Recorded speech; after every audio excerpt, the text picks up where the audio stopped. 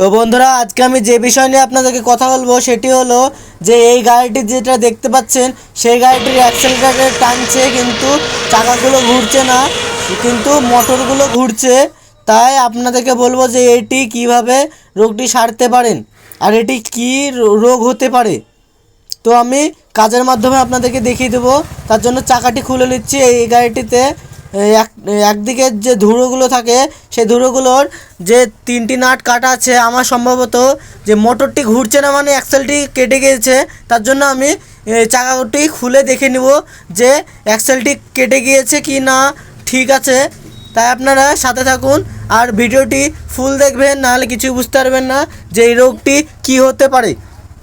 তার জন্য আমি চাকাগুলোর নাটগুলো খুলে নিলাম। এবার আমি এই ডামটি খুলে নেব একটি পুলারের সাহায্যে।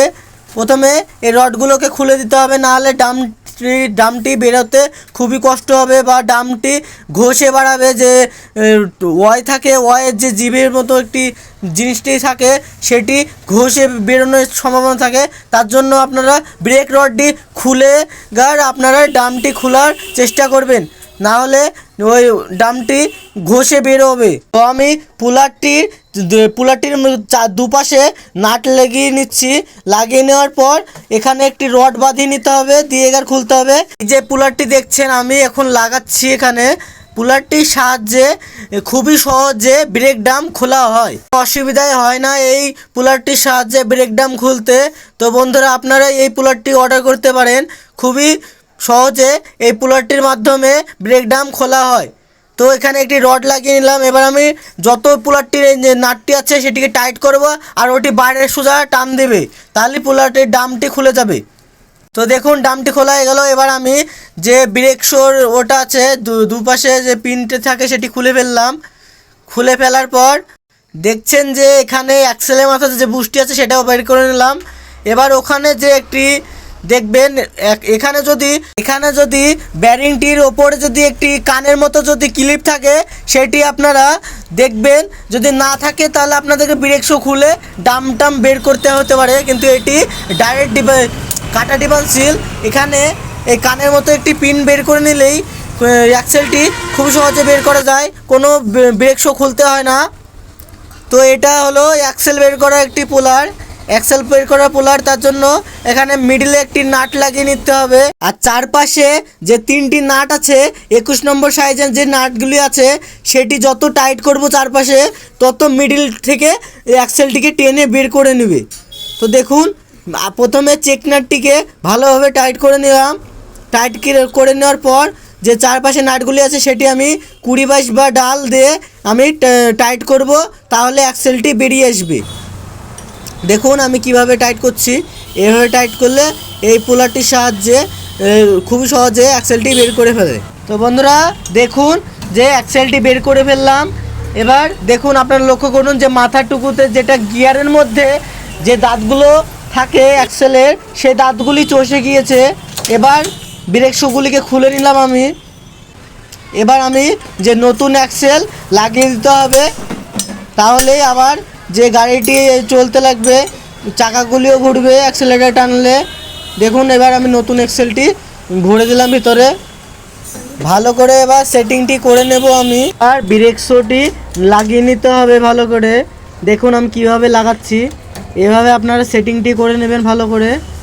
তারপরে যেটা করতে হবে আপনাদেরকে, যে ব্রেক শোর একটি ক্লিপ থাকে সেটিকে লাগিয়ে নিতে হবে, ভালো টাইট করে নেবেন।